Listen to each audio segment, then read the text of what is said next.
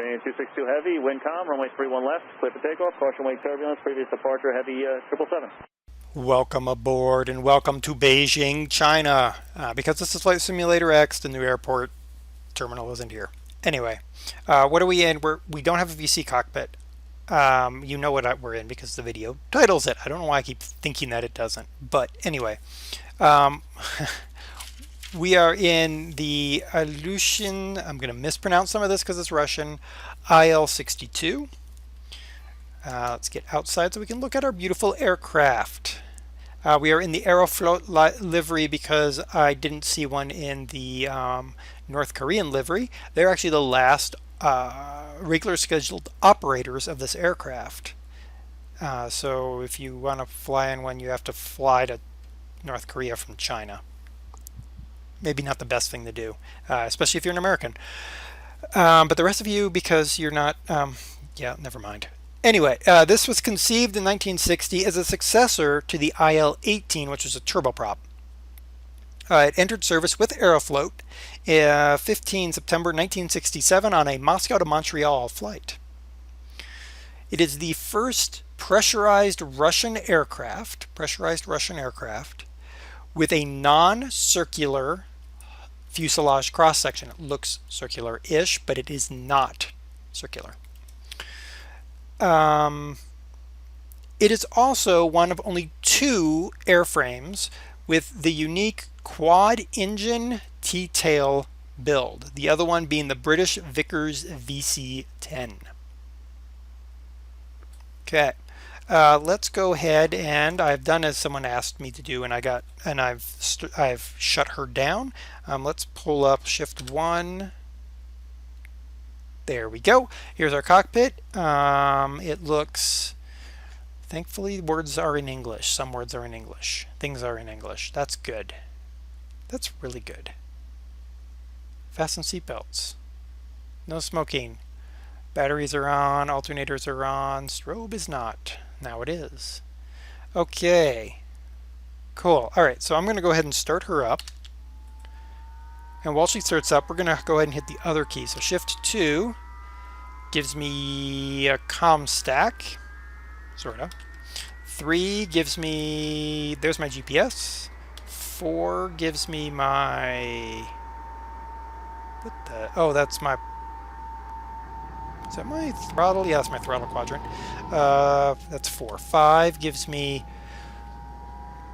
oh, that must be the autopilot. Yeah, heading nav, yeah, autopilot, and that's the end of it.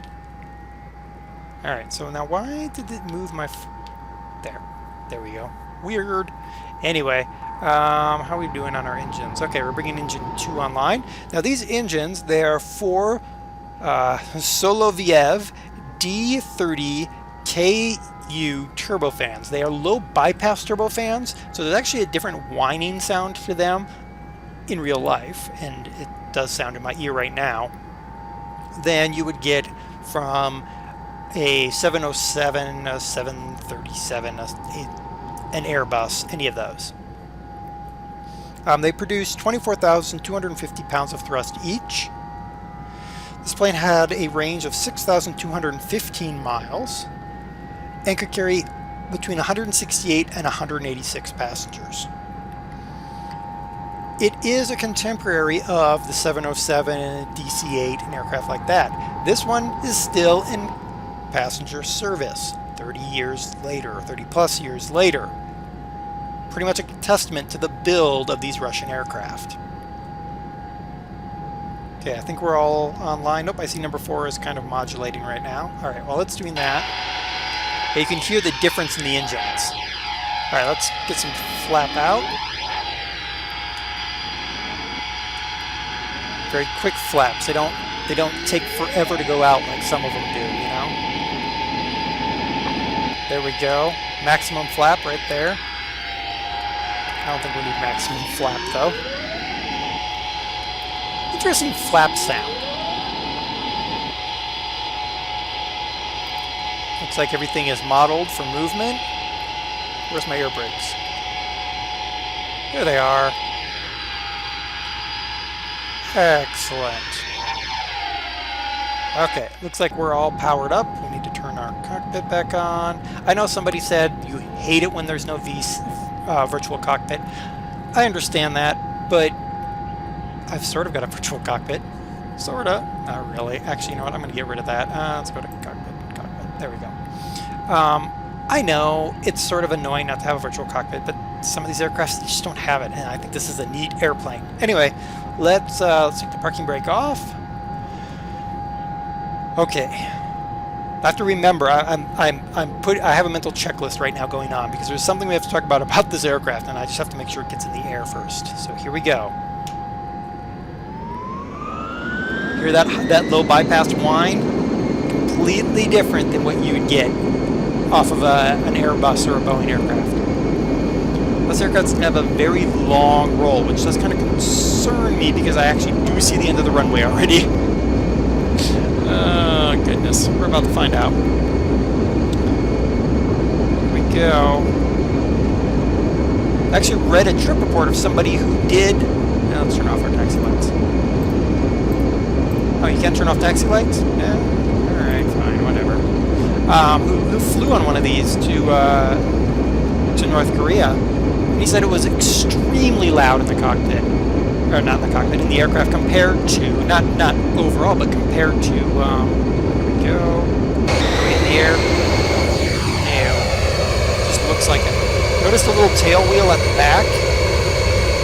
Important because of the length of this aircraft. Come on, baby. Come on. There we go.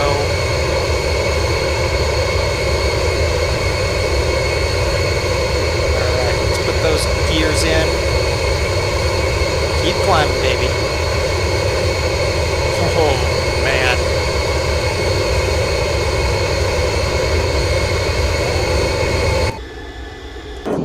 Okay, I've got to be careful with this aircraft. There's a reason I have to be careful with this aircraft. Now, there's an advantage to the engines being back where they are, because it creates a very clean aerodynamic profile. It also creates a quieter cabin. If you've ever flown in a DC-9 or an MD-80 or any of those aircraft, it's quieter in the cabin if you're in the front, not so much in the back. But there's also there's a couple of disadvantages. One of them is actually, let's get in the cockpit now because I think we have enough altitude. Where is our speed, I wonder? Hold on, I gotta figure out where our speed is. Presumably it would be something going up.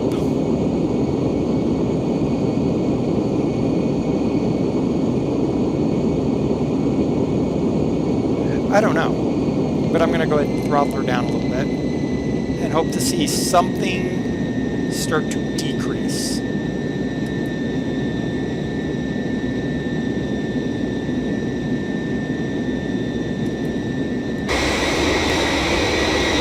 Other than our altitude, of course. I have found altitude.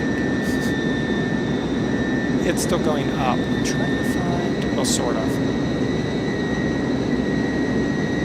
I really don't know where the airspeed is on this aircraft right now. Huh. We're still climbing. Are the mountains in front of us? Yeah. Okay, we're gonna go this way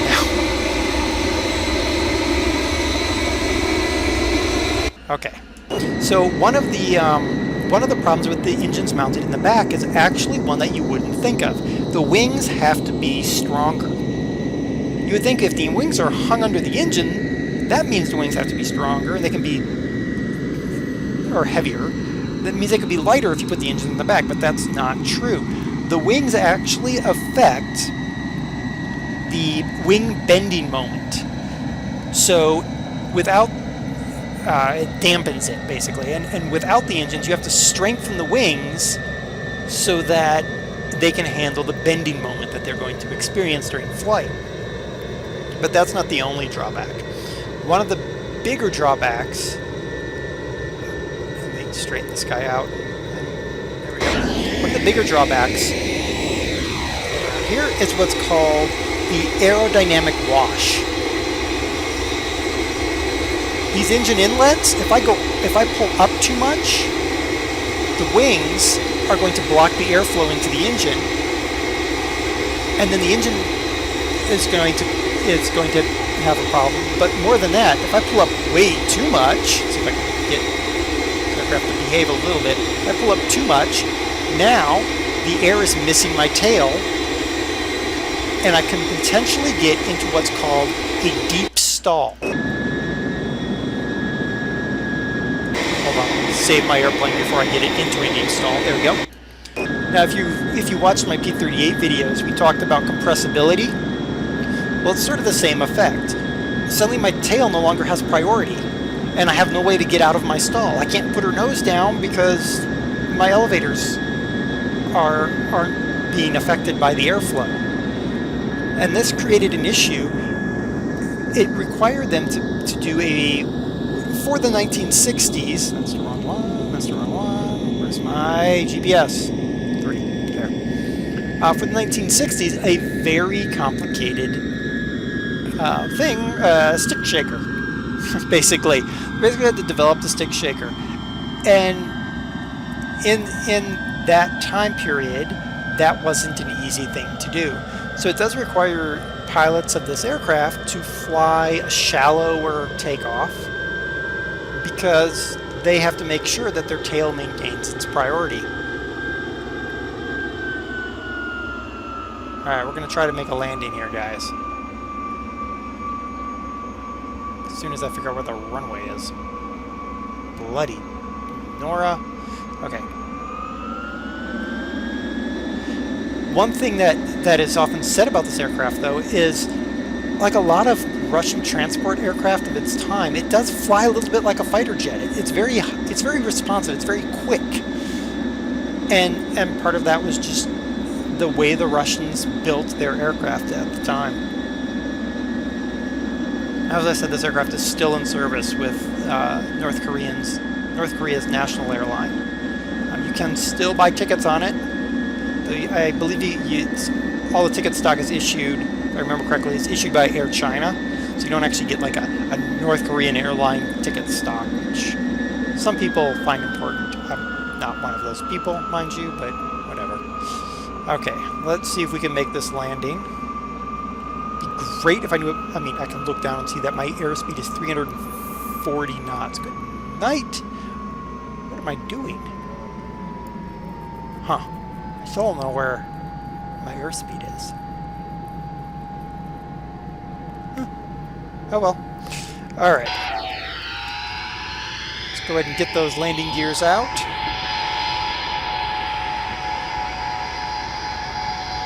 Look at those big gears. There we go. Nice. Alright. Runways. Over there. Okay.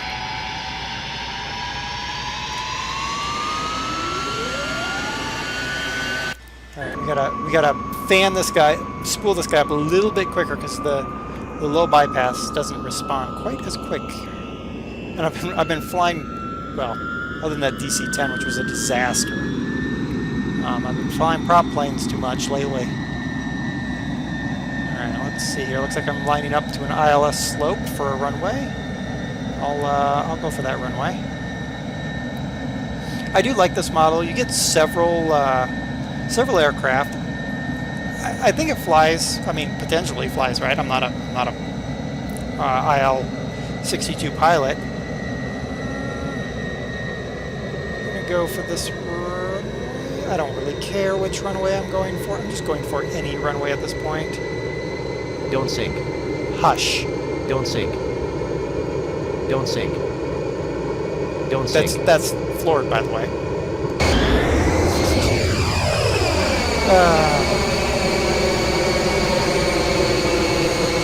He's going to land on that runway. Crap.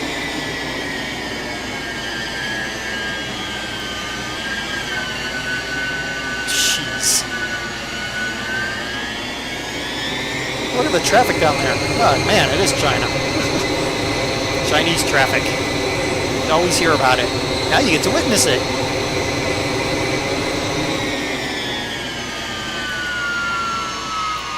Alright, let's get some air brakes out, because now we need to get some Get rid of some speed here.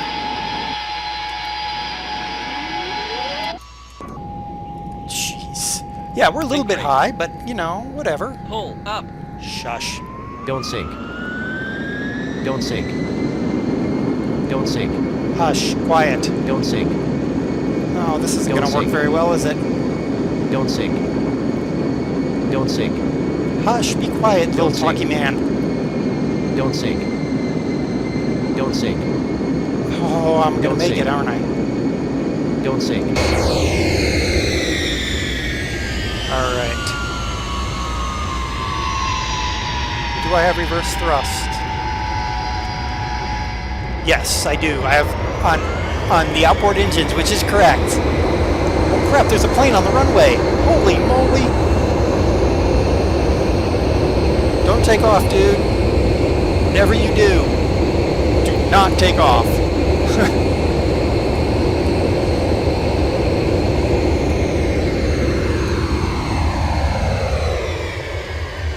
Oh boy.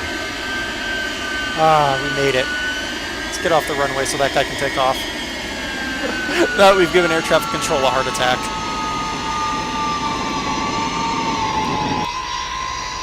Oh, now he's going to take off the moment I'm even sort of off the runway. Oh, he could have taken off. He's a Mooney. Anyway, stop. Oops.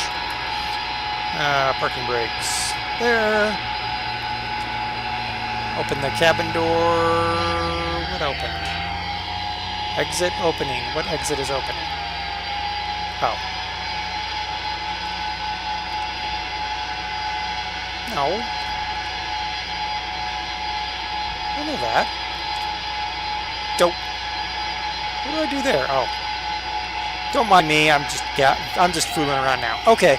So the IL-62. I think the physical model is good. Would it be better with a VC cockpit? Yes, it would be a world better with a virtual cockpit. We don't have one, so we have to kind of make do at this point. I still think it's a neat aircraft. If you're into Russian aircraft, certainly grab it, check it out, see what you think of it. I think it's a neat airplane.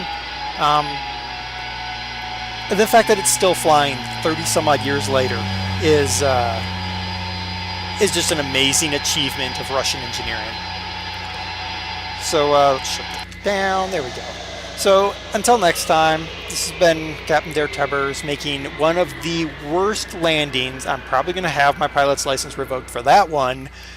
But hey, I did it for you guys, right? Till next time. Bye.